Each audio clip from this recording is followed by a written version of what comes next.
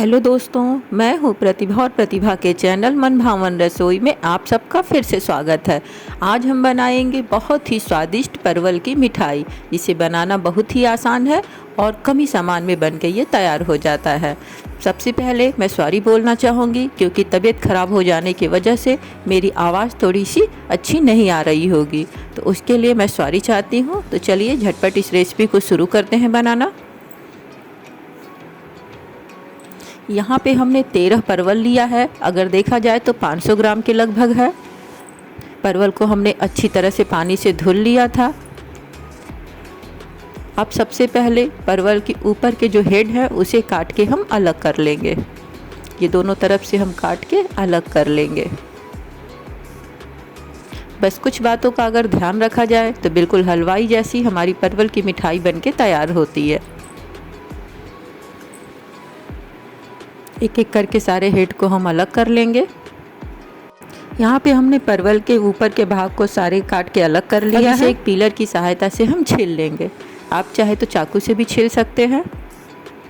इसे अच्छी तरह से छील देंगे, पर पीलर से बहुत ही आसानी से ये छिल जाते हैं।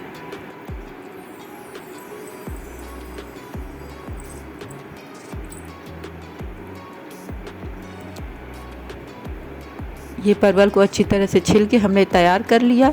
इसी तरह से एक एक परवल को हम छील के तैयार कर लेंगे। मैं दूसरे परवल को भी छील के आपको दिखा देती हूँ। बाकी बचे हुए परवल को छील के इसी तरह से तैयार कर लेंगे।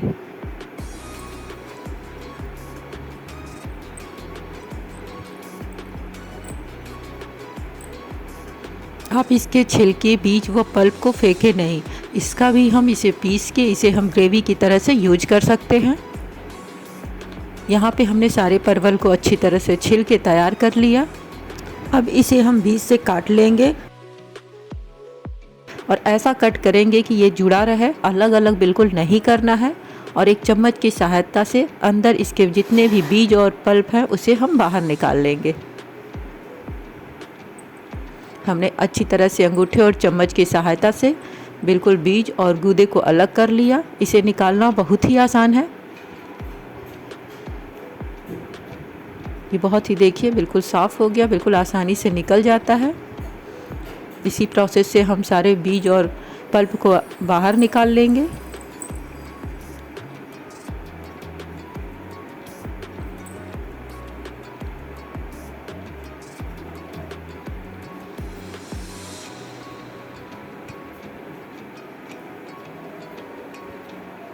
यहाँ पे हमने सारे बीज और गूदे को बाहर निकाल लिया और सारे परवल को अच्छी तरह से तैयार कर लिया है। अब हम कुछ मिनट के लिए परवल को भांप लेंगे। तो उसके लिए हमने एक भगोना लिया है और उसमें इतना पानी डाला है कि हमारे परवल अच्छी तरह से भीग जाए। पानी को हम थोड़ा सा गर्म होने देंगे। देखिए कितनी अच्छी तरह से हमारे पानी में उबाल आ रहा है। अब सारे परवल को हम इसमें डाल देंगे और मीडियम फ्लेम पे 2 से 3 मिनट के लिए हम इसे स्टीम करेंगे। सारे परवल को डाल लिए। अब यहाँ पे थोड़ा सा हम सोडा डालेंगे, बेकिंग सोडा। ये सबके घर में मिल जाएगा। इससे हमारे परवल का कलर बहुत ही सुंदर आएगा।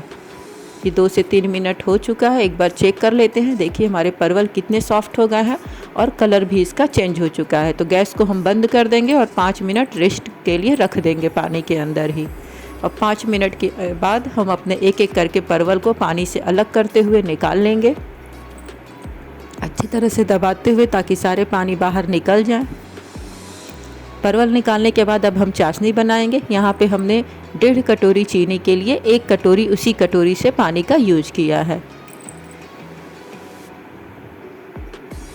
अच्छी तरह से मिक्स कर लेते हैं। चीनी को मेल्ट होने देते हैं धीरे धीरे चलाते हुए। देखिए हमारी चीनी कितनी बढ़िया से मेल्ट हो चुकी है। एक बार इसे चेक कर लेते हैं।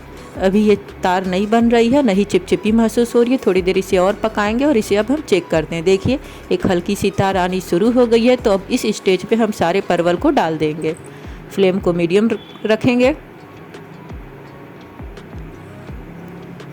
एक एक करके सारे परवल को हम डाल दिए। 3 से 4 मिनट के लिए हम चाशनी में इसे मीडियम फ्लेम पे पकने देंगे। एक बार चेक कर लेते हैं। हमारे परवल देखिए बहुत ही बढ़िया से सॉफ्ट हो चुके हैं। अब इसे हम 1 घंटे के लिए इसे गैस को बंद करके उसी में छोड़ देंगे, ताकि अंदर से परवल के अंदर अच्छी से चाशनी जा सके। तब तक हम मावा तैयार कर लेते हैं स्टफिंग के लिए। तो यहाँ पे हमने 200 ग्राम खोआ लिया है। अब इसे लो फ्लेम पे एक कढ़ाई में डाल के इसे अच्छी तरह से मेल्ट कर लेंगे, यानी थोड़ा सा इसे भून लेंगे। यहाँ पे हमने मावा को अच्छी तरह से भून लिया है। अब थोड़ा सा इलायची पाउडर डालेंगे और अच्छी तरह से मिक्स कर देंगे। गैस को बंद कर देंगे और यहाँ पे हम इसमें पिसी हुई चीनी डालेंगे। यहाँ पे हमने ये 2 चम्मच चीनी डाला है पिसा हुआ। आप अपने टेस्ट के अकॉर्डिंग डाल सकते हैं, क्योंकि अभी परवल हमारे चाशनी में भी है तो काफ़ी वो रसीले हो जाएंगे। तो अब हम परवल को 1 घंटे हो चुके हैं तो इसे बाहर निकाल लेते हैं चाशनी से। चाशनी को बिल्कुल अच्छी तरह से हम उसमें छोड़ते हुए दबाते हुए परवल को निकाल लेंगे। अब स्टफिंग हम भर के आपको दिखाते हैं। परवल हमारी ठंडे हो चुके हैं, अब मावा भी ठंडा हो चुका है। तो ऐसे हाथ में एक हम ऐसे लंबा सा रोल करेंगे और बड़ी ही सावधानी से परवल के अंदर स्टफिंग को सेट कर देंगे। बस चारों तरफ से दबा देंगे। आप चाहे तो मावा के अंदर कटे हुए कुछ ड्राई फ्रूट्स भी डाल सकते हैं, लेकिन हम ऊपर से गार्निश कर रहे हैं कटे हुए काजू, पिस्ता और बादाम से। दूसरे को भी इसी प्रोसेस से बना के तैयार कर लेंगे। इसे बनाना बहुत ही आसान है, ये आसानी से बन जाते हैं।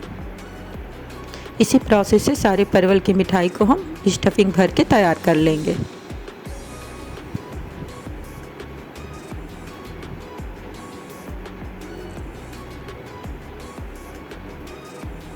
इसे थोड़ा सा और सुंदर हमारा परवल की मिठाई दिखे, उसके लिए हमने सूखी गुलाब की पंखुड़ियाँ भी थोड़ी सी लगा दी है।